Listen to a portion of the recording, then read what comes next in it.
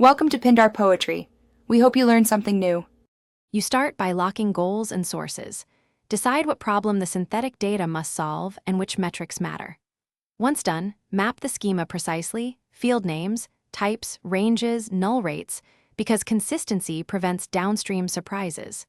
Next, choose source signals or rule sets to copy real-world patterns.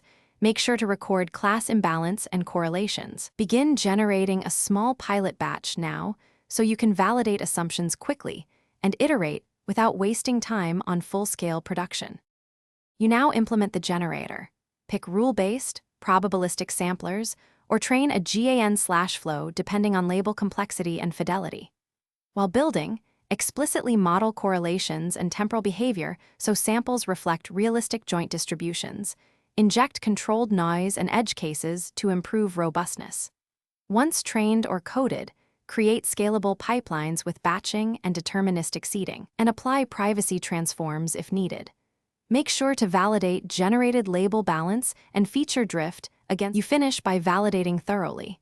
Compare distributions, run downstream model tests, and perform bias and privacy audits so the dataset meets requirements. Once satisfied, export in chosen formats like CSV, Parquet, or TF record and bundle schema and generation metadata for reproducibility. If something breaks, focus on one key troubleshooting step. Examine seeding and correlation fidelity. Mode collapse in generative models or broken joint distributions commonly cause failures, so rerun diagnostics and adjust.